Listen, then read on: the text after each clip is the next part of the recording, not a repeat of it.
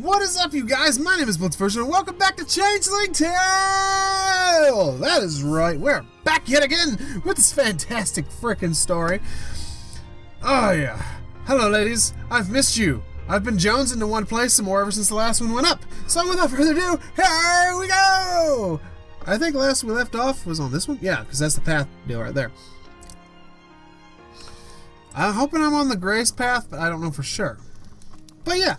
Hi, Gran, it's fucking good to see you. I hope you had a Merry fucking Christmas. Hope you guys had a Merry Christmas and a safe Christmas, by the way. I had a great time, probably. I don't know. It's still Sunday for me. Like I said, in the last two videos, I've been bulk recording because I'm not going to be recording on these. I wasn't going to be recording on Christmas Eve or Christmas Day. Christmas Eve because I'd be out with family, and Christmas Day because I'd be out with family, and by the time we got home, I'd just be tired and full of food. I wouldn't want to record.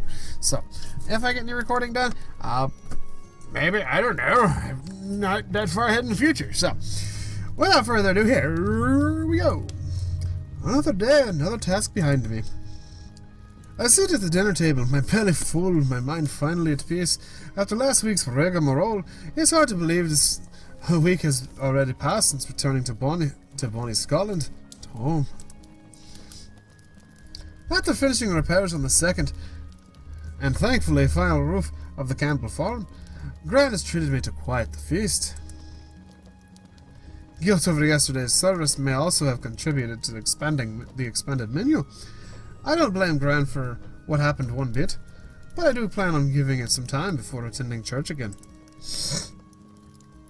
She seems to understand. The old woman sits across from me, sipping her tea and sharing the latest gossip from the congregation. It feels good to relax, unwind, and let her words wash over me. So, Maggie T tells me the lashes, you remember the lashes, down the valley, well, they're quite the peoples. She says they've been waking up finding cows rolled over hoofs scattered throughout the farm all willy-nilly. Wait, what? Huh? Unthinkable! Maggie T thinks the Robina's rascals. She says to me, they're out tipping them in the fields. Can you believe it? Robina's wee goblins? I don't think they had their brawn. Scandalin och na crash. It will vie with the treaty of negotiations for top spot to the national headlines for sure. The poor innocent beasties. Why would someone do a thing like that? One will get injured one of these days, mark my words. One of the herd or one of the Robina's brood? Your fate is just the latter.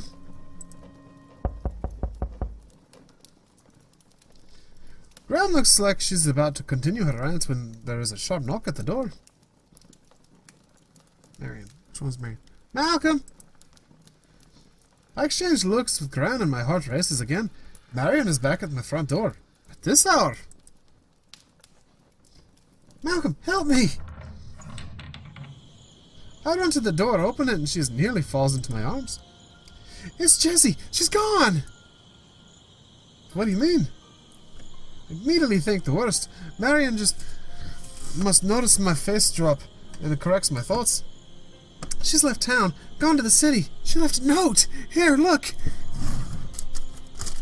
Here, look. It's a receipt. It's on the back of a GameStop receipt. Sorry. Just grabbed the nearest piece of paper and it happened to be a receipt. What? When?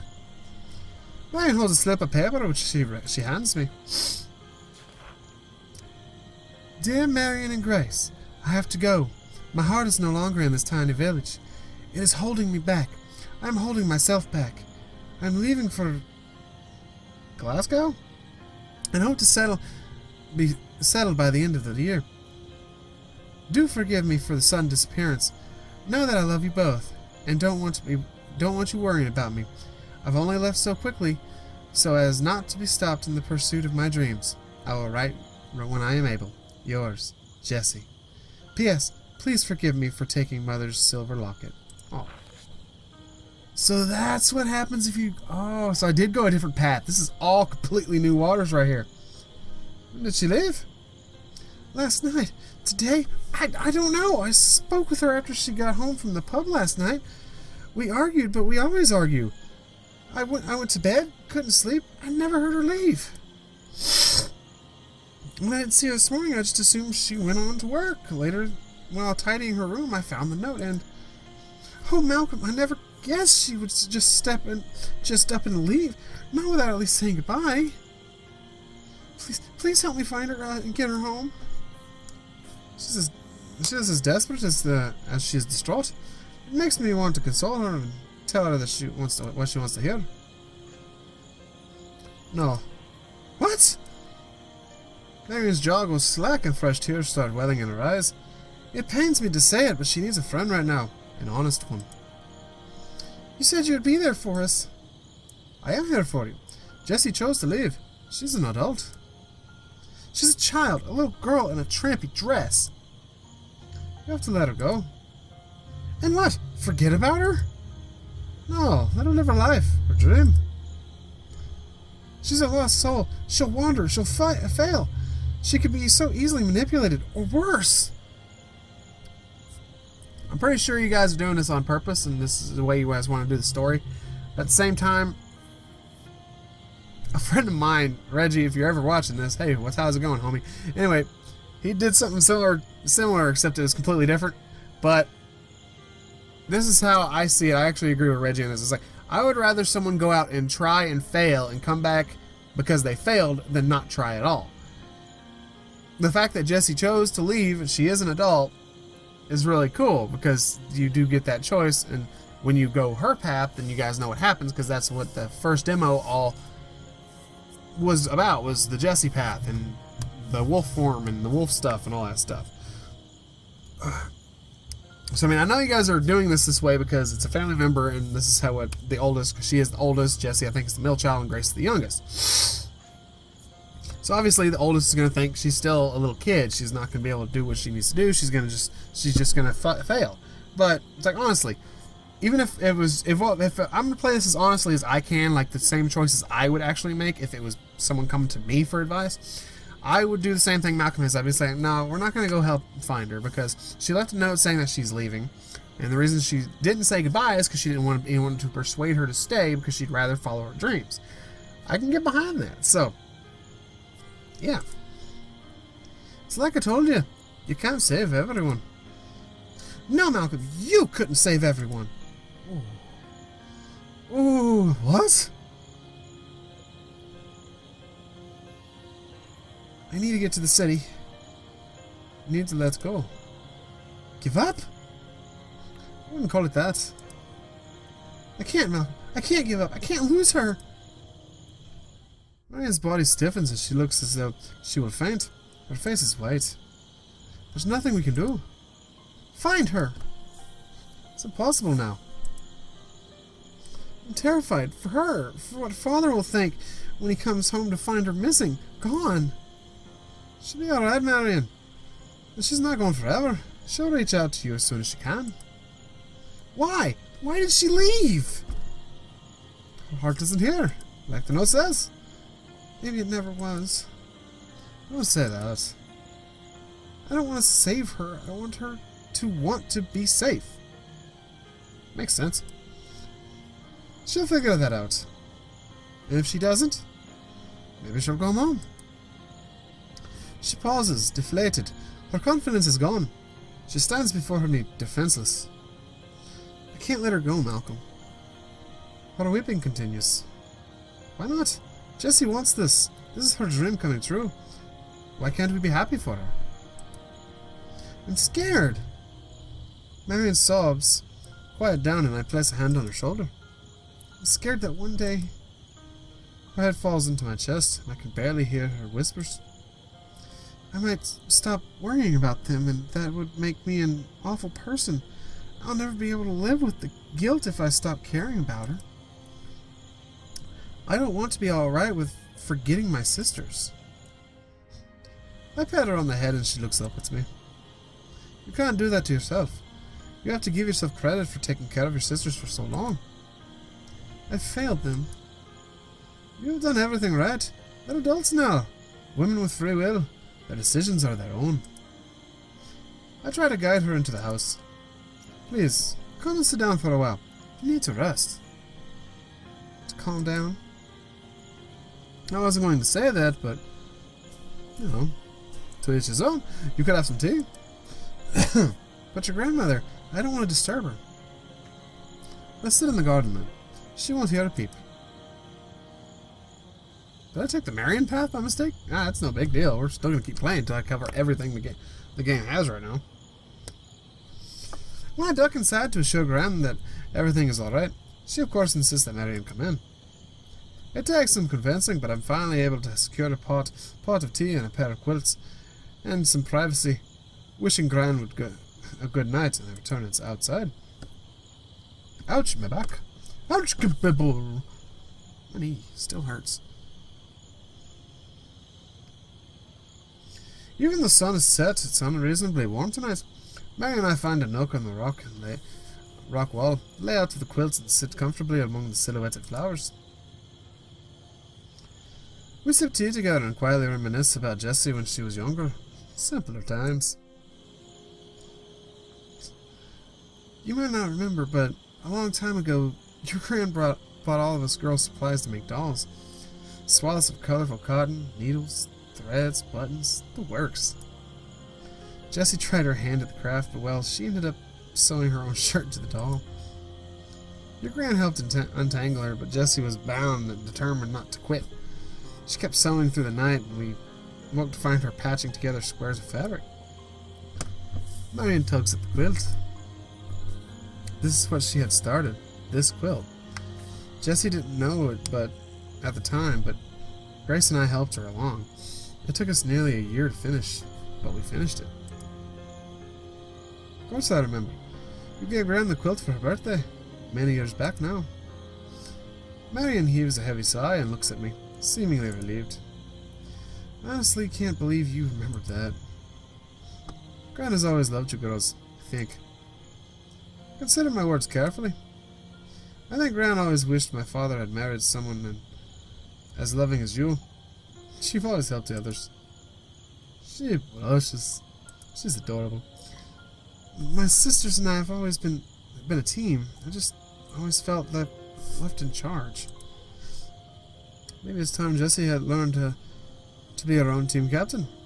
Relieve you of the responsibility. Marion gets quiet, and I hope she's really considering it.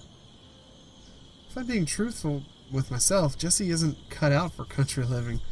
It's not just her, with fancy dresses or vogue hairstyle. Marion stops to pick at a thread at the quilt. She seems to refocus herself. She's tried, bless her, but it's not just the stitching. Everything she cooks turns out too rare. When she sweeps, more grime ends up on her than in the dustbin. Then there were all the times she tried to milk the cows. I think half the girls tried to give her a swift kick to the head. She must absolutely hate doing domestic things. Those cows sense that. You know. Oh, I'm being ridiculous. You're not. You're being pragmatic. I've always appreciated that about you. Well, I don't blame her. None of us asked for this life, honestly. I'm glad that Jessie found something that she enjoys, something she's passionate about. But I wish she understood that we can't just run away from our responsibilities. Is it running away or is it moving on? Marion rolls the loose thread between her fingertips until it becomes a minute ball. Minute ball!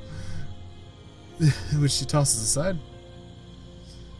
Malcolm, we've never had much, but while living, we've managed to eke out of because we're a family, a team. We've always had to rely on each other since we couldn't rely on our father. Because he's been overseas? Because even when he was here, it felt like he wasn't really here. Not for us. That's why I've always felt like I had to be their mother figure, because Rose chokes, but she continues. Because father couldn't do it. He couldn't love us in the way that I thought they deserved, and I kind of hate him for that. Ouch. That's a tad tough. Marion stops talking and breathes out. She looks at me as if she's revealed her darkest of secrets. I only hate him in some ways. You have a right to be mad at your father. But you can't protect Grace and Jessie forever. Neither can Owen. Nor your mother, were she here. What you've done for your sisters will carry them through the rest of their lives. I hesitate, but believe it best to be honest. I wish I could say the same about my own mother. I'm blessed to have Gran. Everything she's done to raise me and everything you have done for your sisters has shaped the way we all are now. Strong, brave, independent. I dare say you couldn't have asked for more, Marion.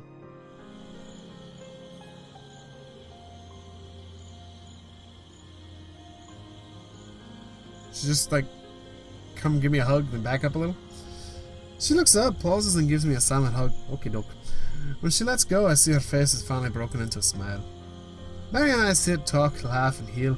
Just the two of us, free from obligations and timely duty. Together in the wide open space. The crickets chirp in unison, making a hum-buzz noise that echoes across the fields. Eventually a new sound joins them. My grandmother snores, coming from the bedroom. Hey Marion, let's go for a walk. I was thinking the same thing. We pick up the quilts and leave the snores behind us. Walking side by side through the grass. Clouds dot the sky, but there's enough moonlight to light their steps. Enough time has passed. I feel like I can finally apologize. Marion, I'm truly sorry for what I said to you. For what? For not giving in to my demands? For making you feel like I don't care, because I do deeply. She looks at me and smiles reassuringly, the moonshine reflecting off her doe eyes. I know, I was scared. I let fear overtake me. It's hard to believe I was raised in a church. I give God too little credit. She looks around and whispers to me conspiratorially. That's a long word. You know, I don't think I actually trust him at all the time. Scandalous! I think you're right to keep a little mistrust about you. A little skepticism never hurts anyone, right? Well, I trust you. Oh.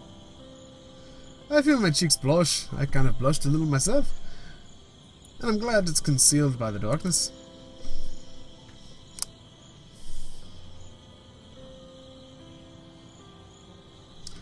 Oh, save. I want to save. Save time. I'm apparently on the Marion path, which is completely fine by me. I wasn't expecting to be on the Marion path when I took a deal bound by the lock. Okay. Fuck it, draw her closer.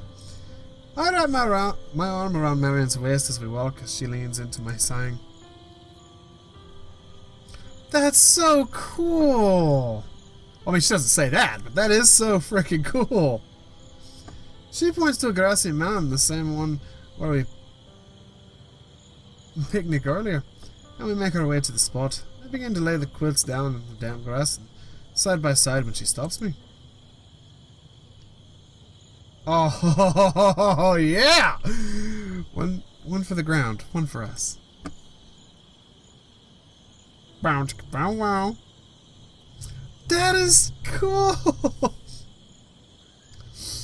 Like an obedient puppy, I follow her command. We settle in underneath the alders laying next to each other atop the first quilt. Marion picks up the second and drapes it over us both. I instinctively pull her close and she can rest her head on my shoulder. The moon drifts in and out of the cover as the cloud bank rolls in the dim light. I can see Marion still broods. I know in my heart Jessie will be safe, successful even. It's just, my sisters and I have nothing left but each other. We ache and struggle to keep the family together, to maintain our farm. You ache, you struggle. So do my sisters. They just do it in other ways. Their trials are no less harsh than mine. Theirs are simply different. You've been their mother for so long, perhaps too long. You shouldn't lose yourself to them, or hide away in fear of every day. I've already lost Jessie. I will lose Grace too. I attack every challenge, every task, every question needing an answer. If a thread is loose, I trim it. If a crumb is strewn, I sweep it away. At least the mice come feast and breed. If a sister has a broken spirit, I should mend it. It's because you care that you are willing to give yourself. Let yourself be. Give yourself all that you are prepared to give to them. You are just as deserving. Marion sighs and brushes my forehead with her hand. She whispers, "Be close. Always. Always." Oh, that's so cool! I love the shit out of it. A light rain begins to form on the mist around us. It gathers on the leaves and branches and falls to our faces. Marion's damp cheeks reflect the rising moonlight. I gather the blankets around us tighter, shielding our heads from the drips. Marion curls into a ball within the crook of my arms. We fall asleep in the calming pitter-patter of the water and leaves. That's so fucking cool. That's so cool. Woo! The bond that formed between Marion and Malcolm that night was once one I believed I felt even more deeply than even either one of them. What?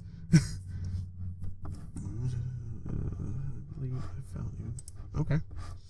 As I watched on, my tears mingled with the raindrops. They were a product of a dangerous mix of jealousy and empathy brewing with it. Wait! I wanted to be a part of his world, to be able to experience all the emotions afforded to others around me. Perhaps it wasn't meant to be. I told myself I should be happy that Malcolm had become part of this new family. The raindrops still fell.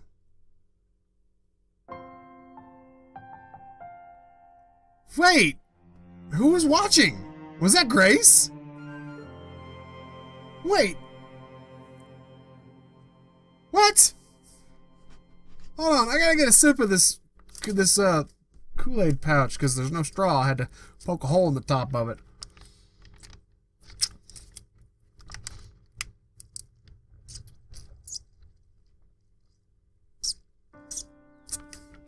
Oh. I have to make a sip. Was that Grace?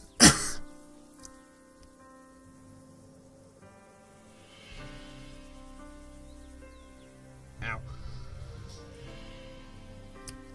A week passes, but not a day goes by without me seeing Marion. I feel a responsibility to check in on her regularly, now that her sister has left town.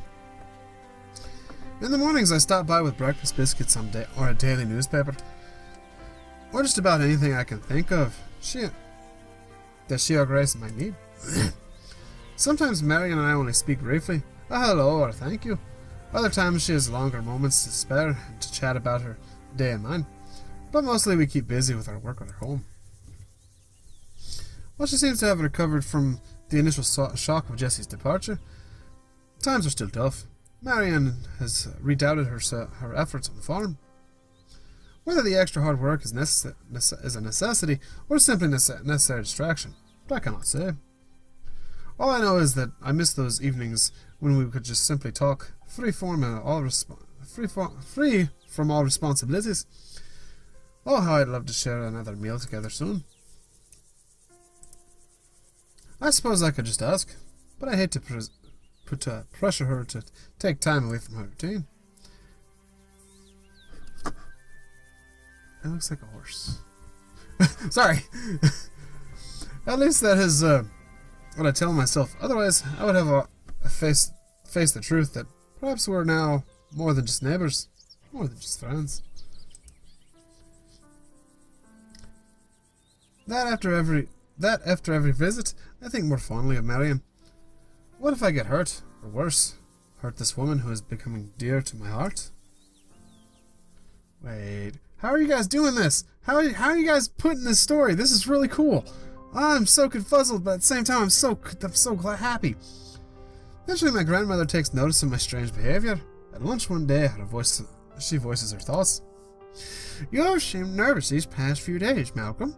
Is everything all right? Yes, of course, Gran. I shifted my seat, knowing I'm a terrible liar. Gran saves me the trouble of having to cover a cover story. You two are sweet together. What's that? You and Marion. I see you dote on her. You make a dear couple. Leave it to Gran to be the dining table matchmaker. I'm not entirely sure that's what we are.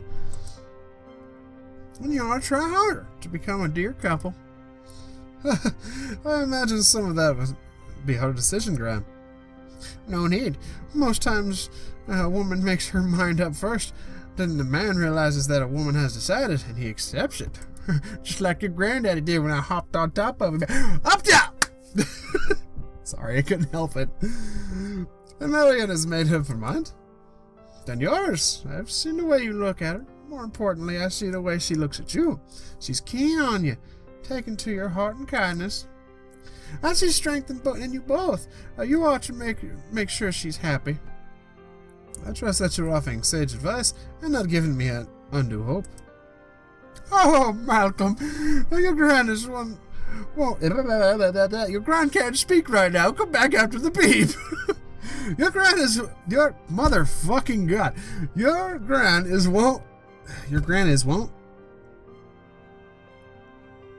wont to give you only wisdom gathering from lifelong experience. I've not enough time left on God's green earth to give spurious counsel, and I want some great grandbabies, goddammit. Anyway, I speak from personal experience. When your grandfather... Oh my God, I was just kidding. When your grandfather was young, but a young lad, even younger than yourself, I took to have fancy to him and his gigantic penis. Every time I saw him at the Stag and Nanny, when I could see that big-ass bulge in his pants. Oh! You were at the Stag and Nanny? Of course! I was the trollop. I was the one on the pole.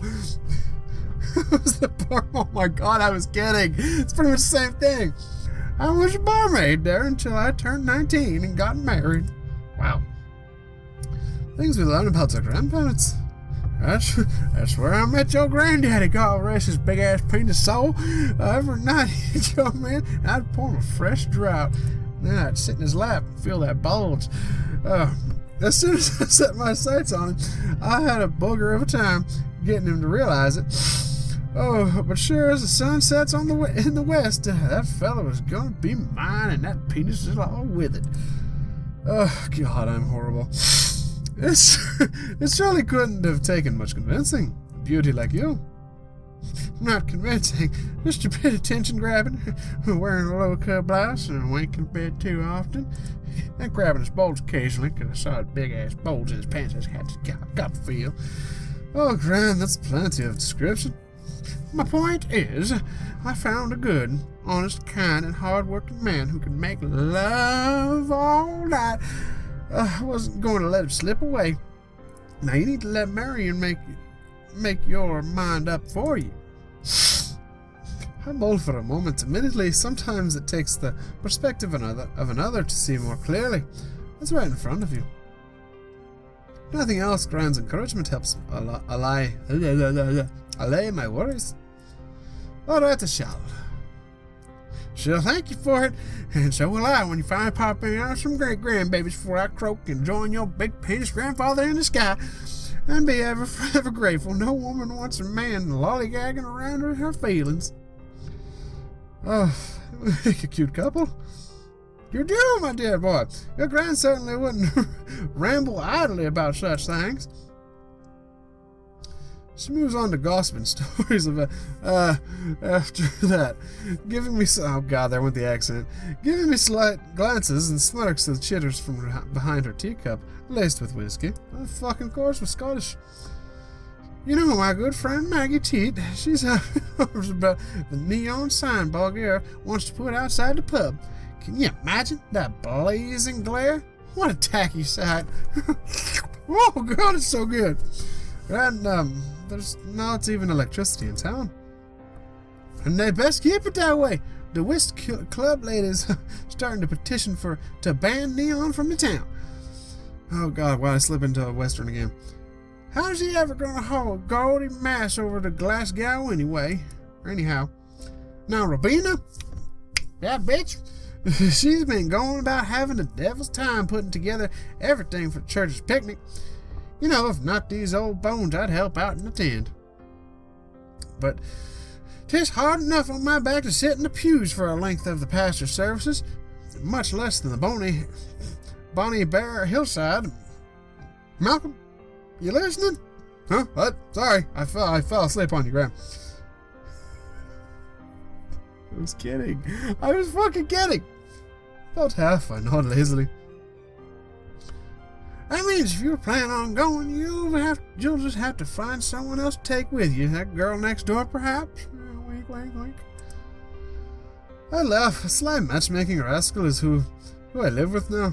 I see. Not that I complain about her intentions. I only hope they aren't a pipe dream.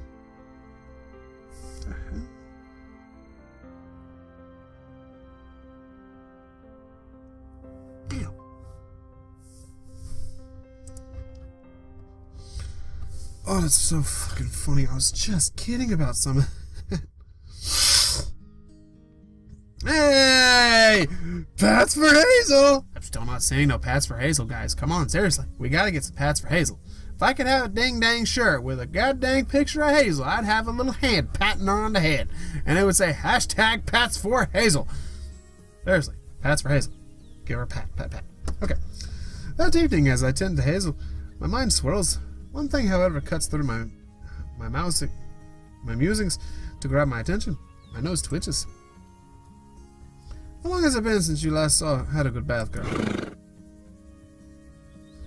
Hazel huffs. I take that means to ages.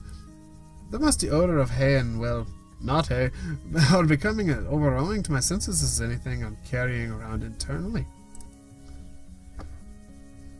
Come, little lady, let's get to scrubbing. Ah!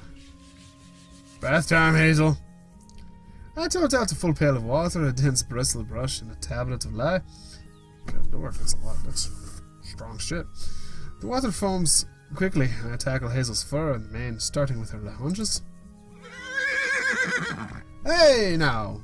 Don't look at me, said. You smell fresh as a daisy, or at least as pleasant as the bluebells you adore. Ouchie. Circling the brush in her thick undercoat, I try hard to think of anything other than Marion for her smile, her eyes, her sweet figure, her bust, and oh, her beautiful... Oh, anyway, should I say something to her? I promised Gran I would. But how? Maybe my confident de rigueur? Miss Hazel has some advice. Hazel, got a question for you. Mother of fucking Jesus, my gosh ding dang freaking headphone thing just died again. Hold on, guys.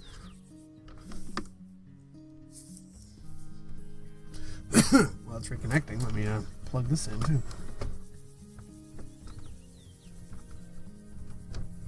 There we go. And alright, I can hear what's going on again. Hazel, my heart and my ears are fucking adorned with weird sounds, but melts when I picture her. That Marion. It's like a ringing in my head, a constant tug, a pull at my brain. Or maybe that was Alana. I don't know. There's not much else to keep my attention, even your fine visage. The horse's head whips back, and I do believe an evil eye is cast my way. Alright, perhaps I was laying it on a bit thick. Don't fret, Hazel, you're still the apple of my eye, but I dare say Marion is the whole orchard. I smile to myself, knowing that my heart has probably doubled in size in a brief time. I've gotten reacquainted with my kind and beautiful neighbour. I'm guessing you've not a lick of advice for me, eh?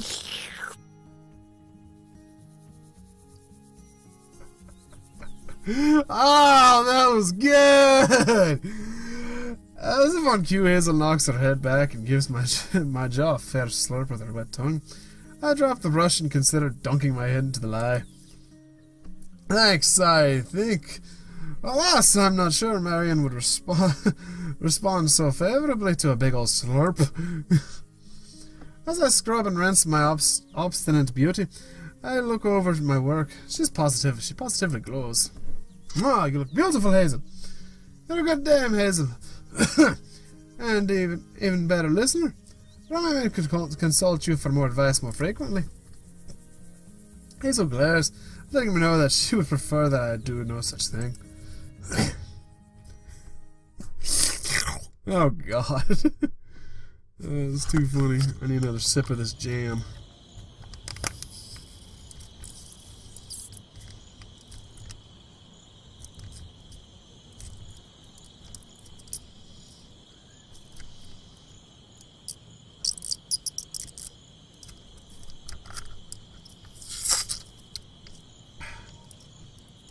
It's all gone.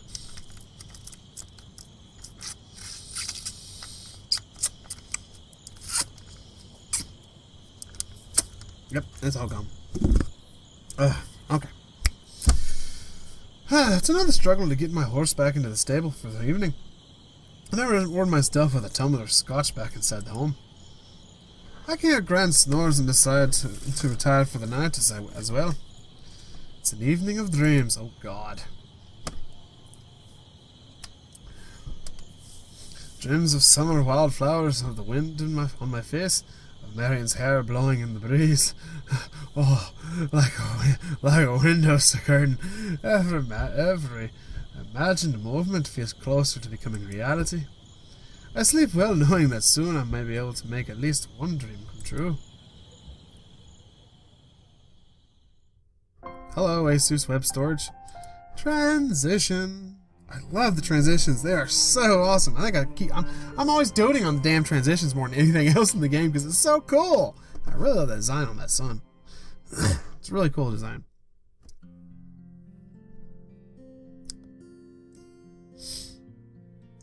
The next morning, I wake to find Gran's broad grin facing me at the breakfast table. That's a smile wider than the lock, Gran. What have you got up your sleeve? Not a thing, Malcolm. Not one. I just need you to pick up a few things from the market today. Smile widens as she slides a silver coin across the table. Gran, I've plenty of money, fret not. It's just for something else. I've seen the spring in your step. It's been keeping you nearly a foot aloft all week. Take this shilling and get a nice gift from Marion, a present to make her smile as broadly as I am. Gran, matchmaking is one thing, but subsiding your grandson's relationships? Think of it as an investment in our future. Sorry. I freaking forgot the voice for a second. I've only only so many years left on this earthly plane and still no great-grandchildren. I was freaking kidding! How do I keep calling this? Oh, no great-grandchildren to dote on. I just about choke on my morning tea. Great-grandchildren? Goodness, let's not get ahead of ourselves. Of course not, dear. My suggestion: you get your dear little gift and don't buy any condoms so you can get her knocked up.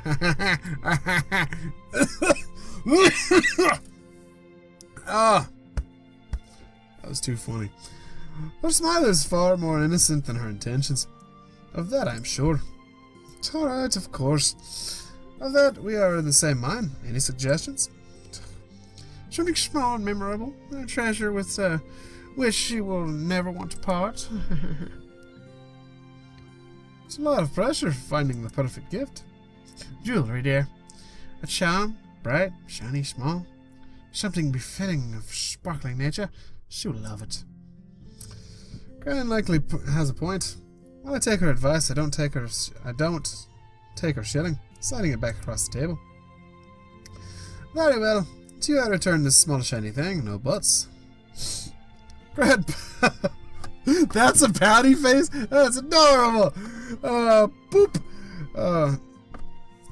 Okay, after I clean up my morning dishes.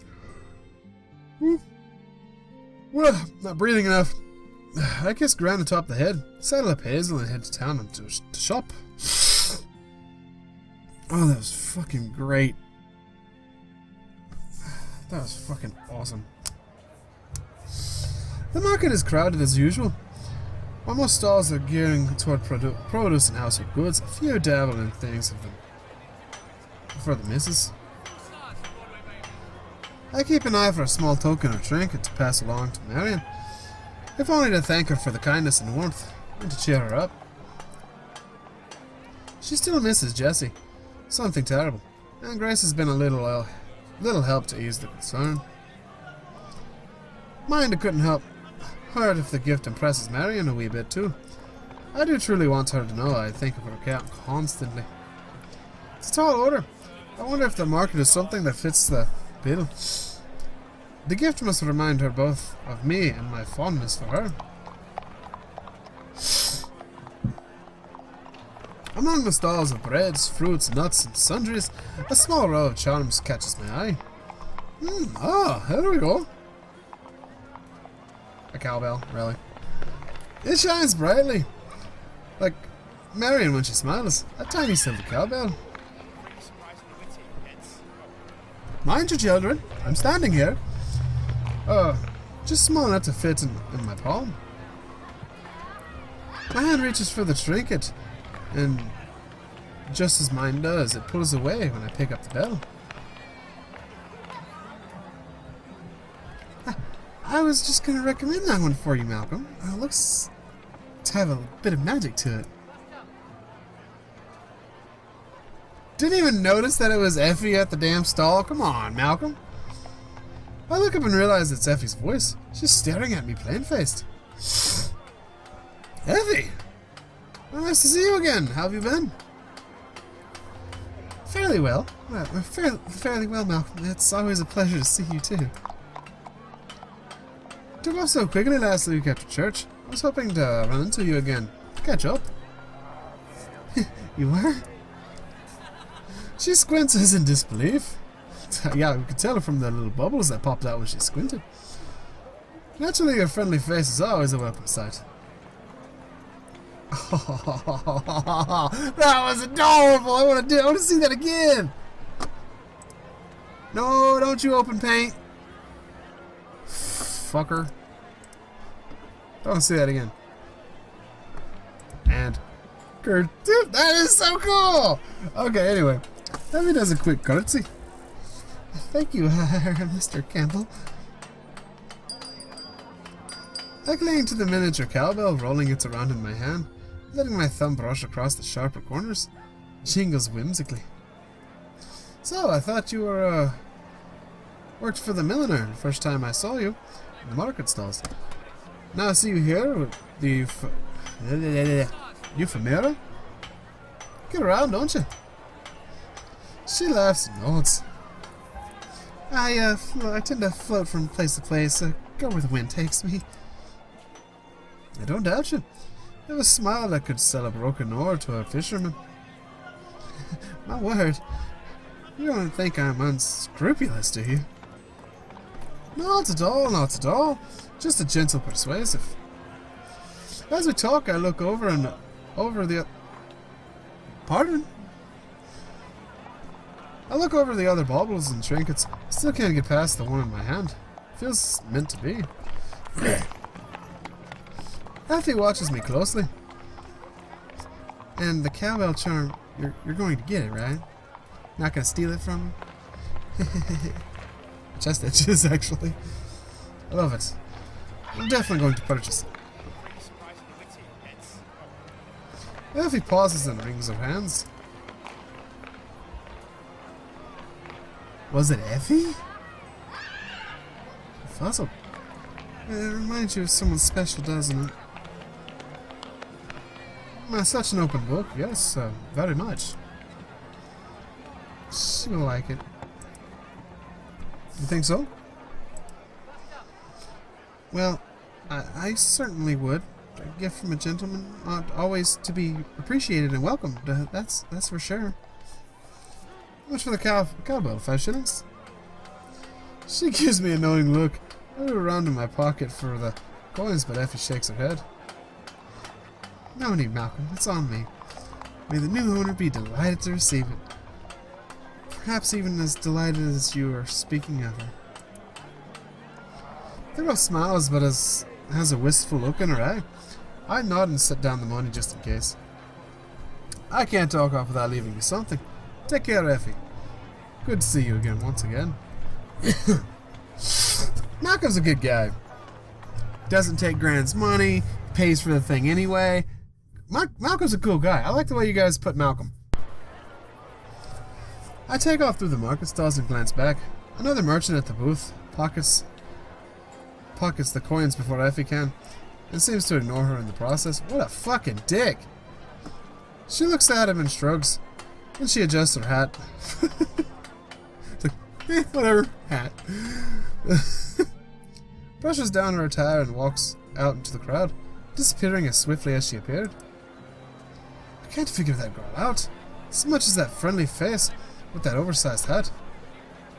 And those charming glasses puts me at ease. Deep down, something feels off. Something I can't quite put my finger on, but I don't dwell on it. Instead, I stock up on other needed goods, while keeping an eye out for an auburn head of hair. Pardon me. The sign of Marion. Don't wonder when I'll see it next year. My hand nervously fumbles with the tiny gift in my waistcoat pocket. What if I'm being too forward? Okay. Or worse, what if she thinks I'm calling her a cow? You guys will see. It's a bit ridiculous, Malcolm. Marion's an understanding lass. She'll accept it for what it's meant to be. I hope. Gulp.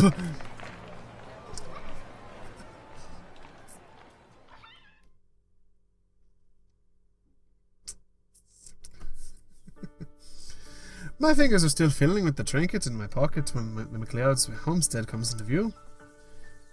I came straight from home after dropping off the day's groceries. Cravens. I've not felt butterflies like these since the war. Alright, Malcolm. Keep the head and carry on. Best get this done before I get cold feet. Oh, she's fucking adorable. Marching on, I find Marion scrubbing laundry outside. I duck in and around hanging linens and bedsheets till I get closer to her. Her cheeks are flushed from work and being out in the sun. Those freckles are painfully cute. She's so adorable! Suddenly I'm struck with the case of the jitters. What if she doesn't like the gift? I can't just hand it to her. She's like, oh, hey, I got a crush on you. Here, have a fucking cowbell. What the fuck is wrong with me? What if she doesn't like the gift? I can't just hand it to her. It'll look like I'm not even trying. What the fuck do I do? I want to make it a surprise, or why didn't I think this through?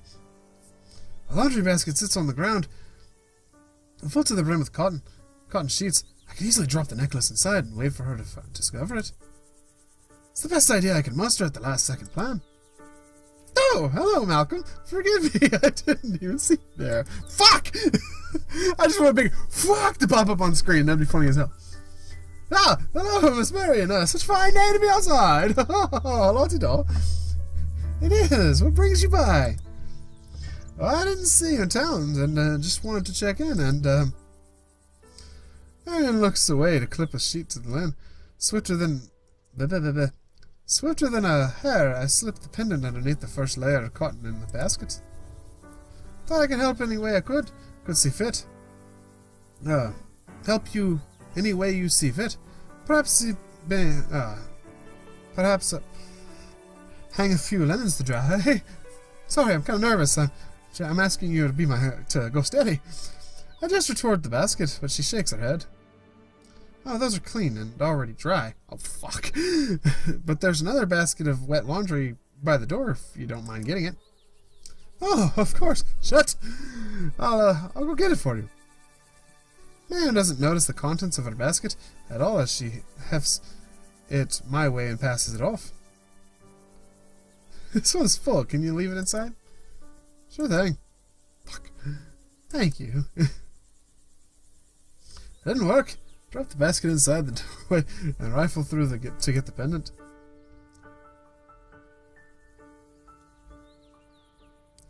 There all the basket of wet linens to the back to the lines, where I spot Marion's favourite cow, Fiona, weaving her hefty frame through the hanging laundry. Ah, Marion. She must give her cows a free rein. No wonder they like her so much.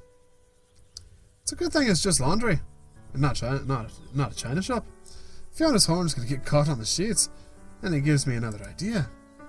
I set the basket down and pretend to start clipping the fabric to the lines.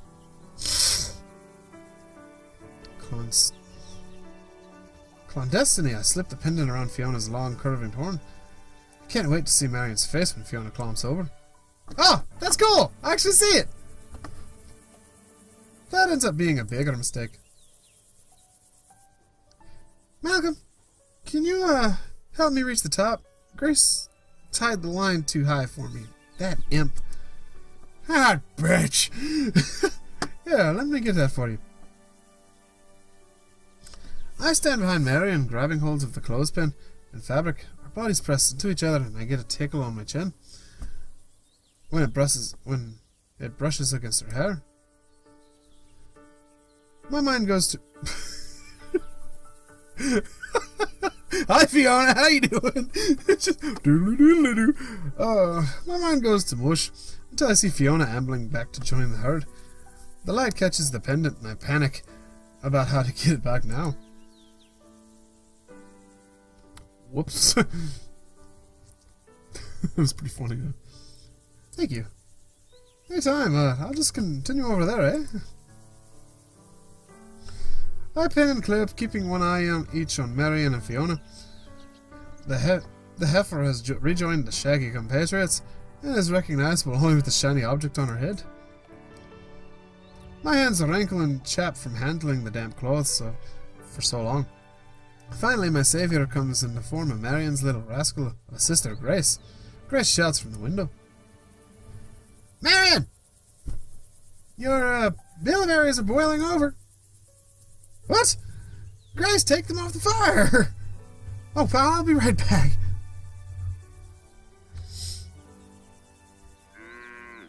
Oh my god. By the time Marion races inside, I'm swishing my way through a herd of 24 cattle, shoving ribs and rumps around until I get to Fiona.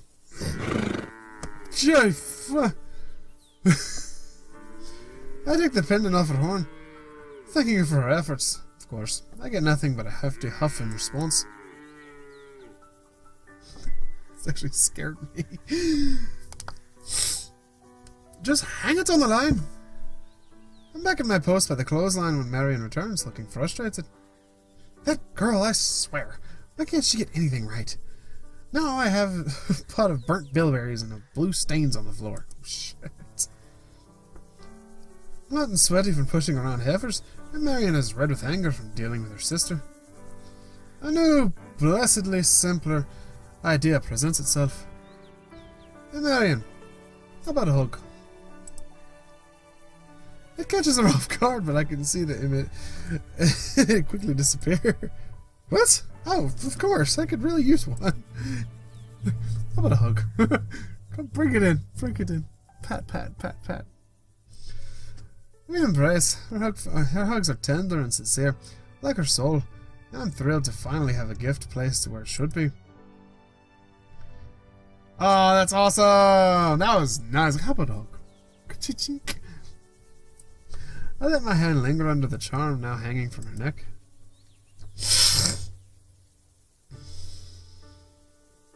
Oh my, what is this? She fingers the necklace, causing it to jingle delicately. It's just a small gift. Oh, Malcolm, you didn't need to do that. Marion's already red face blushes even more deeply. Seeing you is a big enough present. Likewise, but I found something in the market this morning that reminded me too much of you to pass up. It's a token of my appreciation and my love for you, Marion. Please, give my grandbabies. She lights up brighter than a mid-morning sun. Oh, Malcolm, it's absolutely beautiful. How thoughtful. I know how attached you are to your herd, especially. Fiona? That's the one. I glance over at my failed partner in crime, but she just stands there, then string of drool revolving from her bottom lip.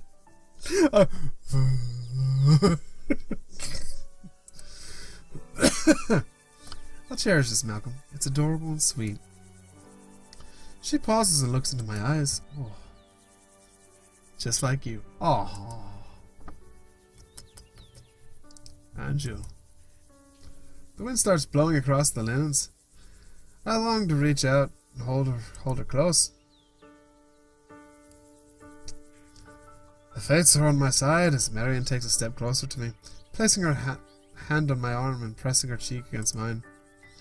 I inhale, mostly from shock, as she gets up on her tiptoes and kisses me on the cheek. Ah, that's so damn adorable! It's too much for me to let the moment pass, so I wrap my hands around the back of her head, keeping her up on her toes as I kiss her softly on her lips. Oh. She tastes of cinnamons and treacle, so sweet and intoxicating. I don't mind to let her go, but inch by inch she drops back to the earth, out over, and our lips part. Oh, accidental married path for the win, baby. I don't know what to say. I'm so flustered, like, oh my god. Bang me here.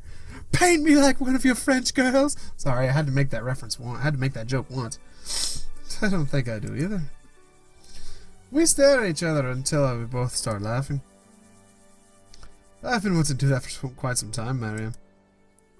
Thank you greatly for taking the initiative. Oh no, I sound like an old lady.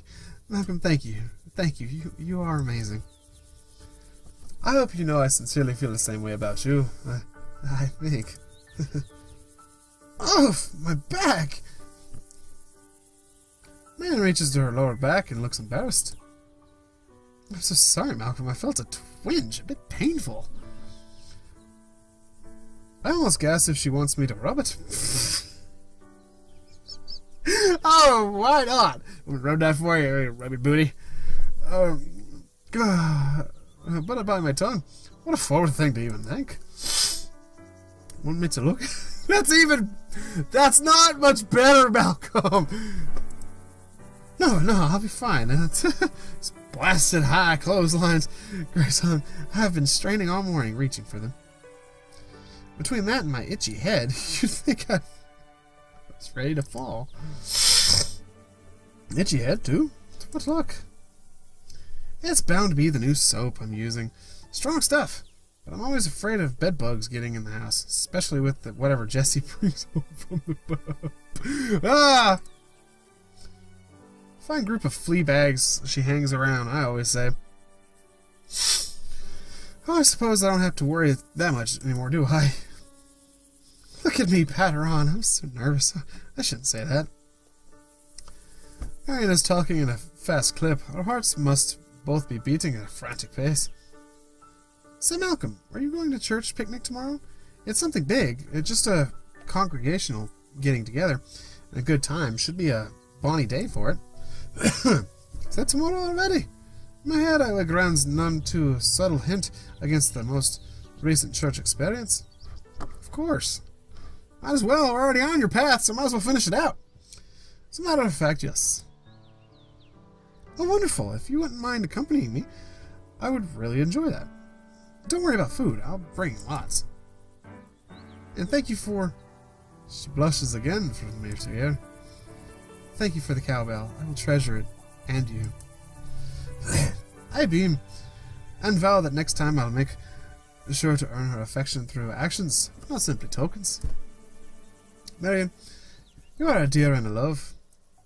I can't wait to see you again for the picnic. We'll make it a grand time. That we shall.